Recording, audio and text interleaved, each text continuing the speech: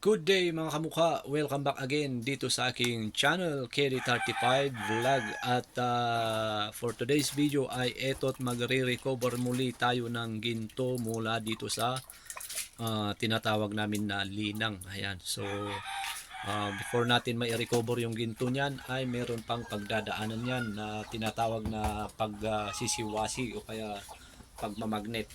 Ayan, so kailangan na matuyo yan, mga 6 to 8 hours natin ibibilad yan sa araw hanggang sa matuyo para mas mabilis o kaya mas madali siyang magnetin.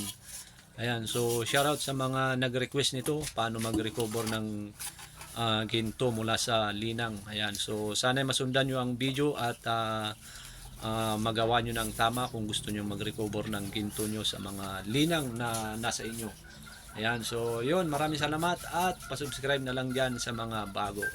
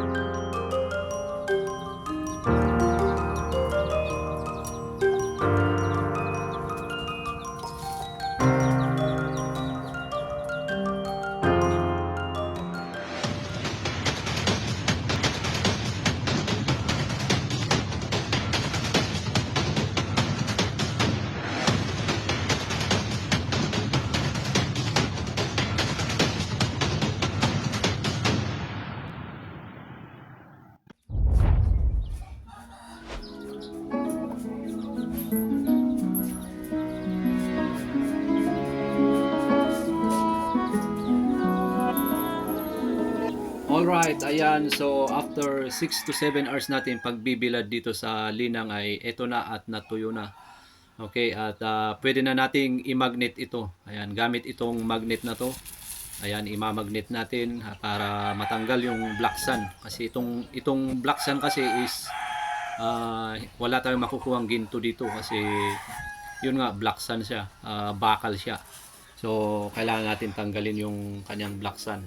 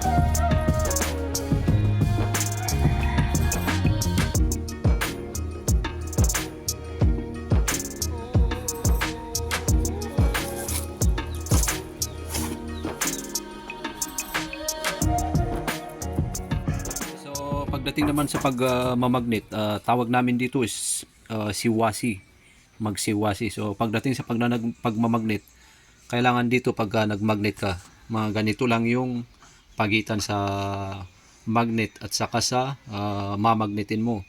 Ganyan lang siya yung pagitan niya. Ganyan lang kasi pagka diniin mo yan, diniin mo yung magnet, ayan, sasama yung sasama yung tinatawag namin na linang. So ito yung tinatawag namin na linang. Ito yun. Ito yung kulay. Ito. May puti-puti. Dito meron yung ginto. Pero dito sa black sand kasi, wala na tong ginto. Patapon na siya. Yung iba sabi meron daw. Pero sa amin, marami na kami nag-test dyan. Walang ginto yan. Ayan, so ituloy natin hanggang sa matapos ito para diretso tayo sa refinery. Alright.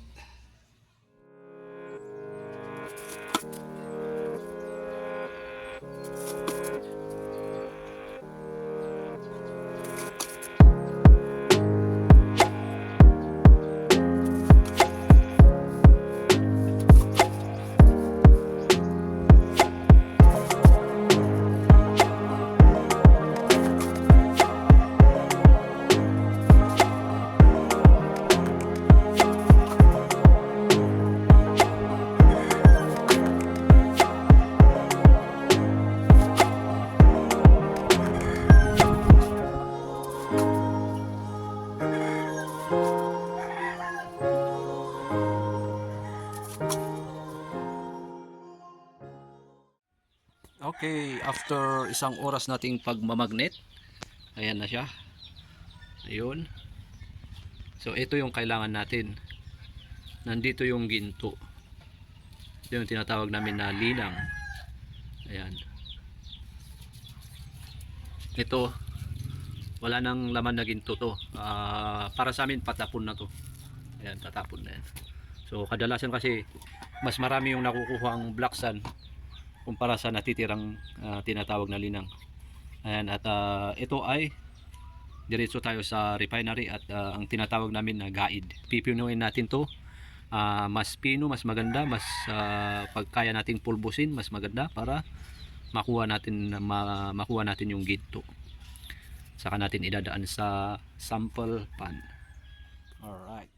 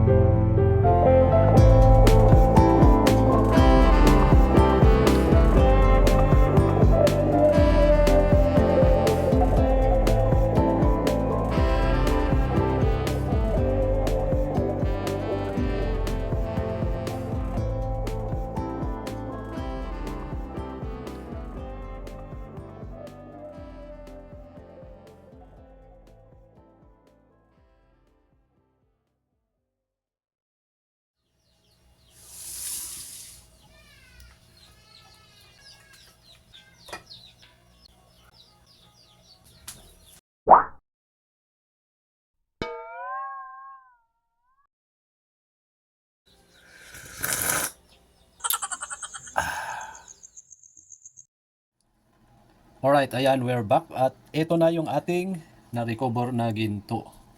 At wish ko lang meron tayong ma-recover dito. Malutong 1 gram. Ayan, medyo mabigat naman siya. Ayan, kunti lang siya. At ito yung tinatanong sa akin, yung nilalagay kong puti. Ito ay borax po ito. O, tawag namin is soda. Ayan. So, ang gagawin natin, painitin muna natin yung ating lutuan as usual. Saka ay lagyan natin ng borax. Habang umiinit yung lutuan, matutunaw yung ano tawag doon? Painitin natin yung lutuan, tapos lagyan natin ng borax para uminit siya. Kaya matunaw yung borax.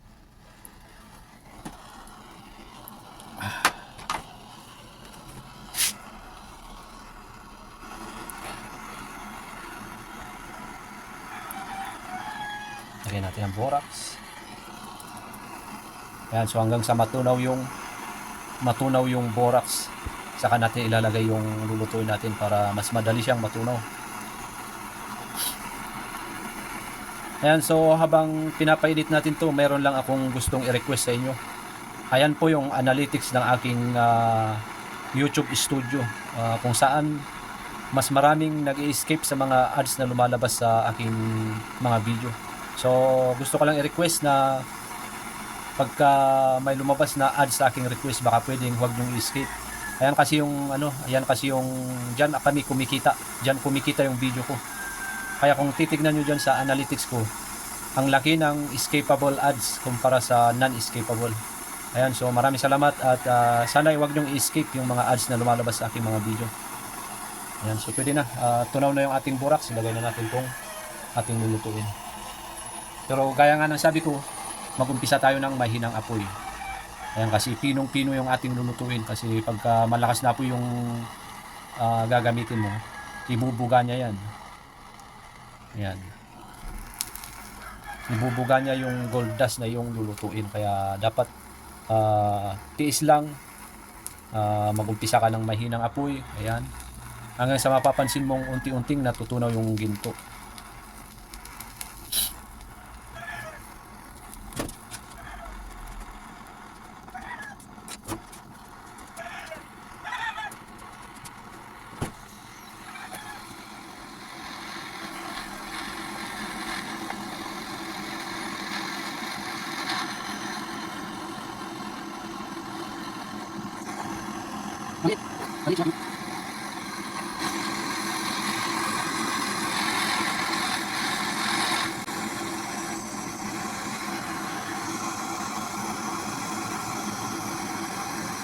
Yun, no?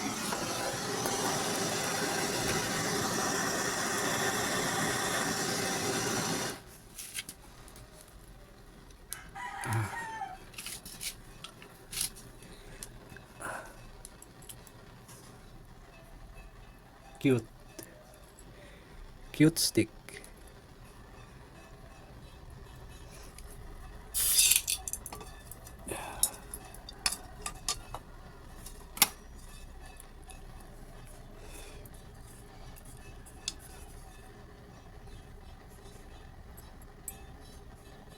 Ayun. Medyo may pagkaputi. Ganito kasi pagka sa bagay ganito ang ginto ng galing sa linang. Hindi siya ganong medyo mababa na yung kanyang karat kung baga.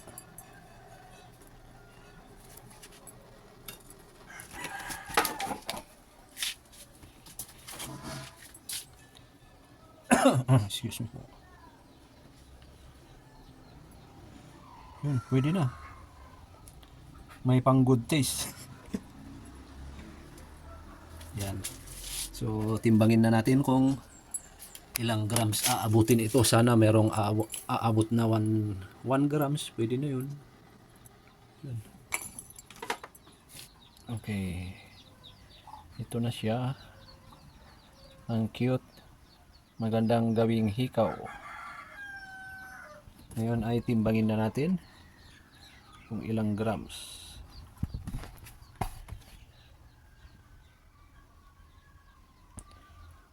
Yun. Lagyan natin ng half milligrams. Katumbas nito ay half milligrams si lapu-lapu.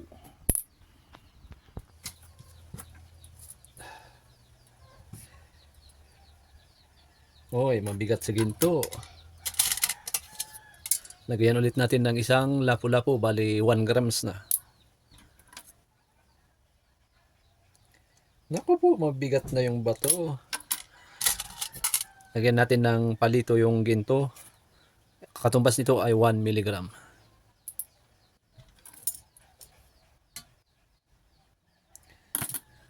Isa pa.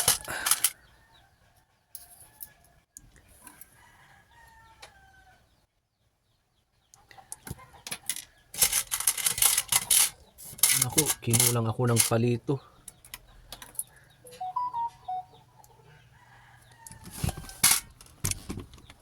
Ayan, ito yung kanyang timbang. Ayan. Pero mas mabigat pa kasi sa bato eh. Kailangan ng isang palito doon. Yun. So, ang magiging tansya ko dito, dahil kulang tayo ng palito, siguro mga ano to, kulang pa siya ng 3 palito siguro o 2. So, para ang magiging timbang nito is 0.7 or 0.6 milligrams ang kanyang timbang. 0.6 or 0.7 yung kanyang timbang. Wala, kulang kasi tayo ng palito eh. Yan, 0.6 or 0.7. Alright, ayan. So yun, sana nakapagbigay ako ng konting idea about sa pagre-recover ng ginto mula sa linang na tinatawag namin. Ayan, at meron tayong na-recover na 0.6 grams. Ayan, so inulit kong tinimbang kanina, ayan, 0.6 grams siya. So tamang-tama, ibenta ko to sa aking subscriber na laging o kaya gusto niyang bumili sa akin ng ginto pero budget meal. Baka meron kang binibenta dyan mga half grams lang, sabi niya. So tamang-tama, ito 0.6. Ayan, ibenta ko sa kanya ito. Ayan, so maraming salamat. At kung nagustuhan mo man tong video to, mga about sa pagre-recover ng ginto, ayan, pa-subscribe na lang dyan. Mas maganda, i-click mo yung notification bell icon para ma-update ka sa mga video na aking na-upload. Ayan, hanggang sa susunod, at ayos pa tayo dyan. Alright.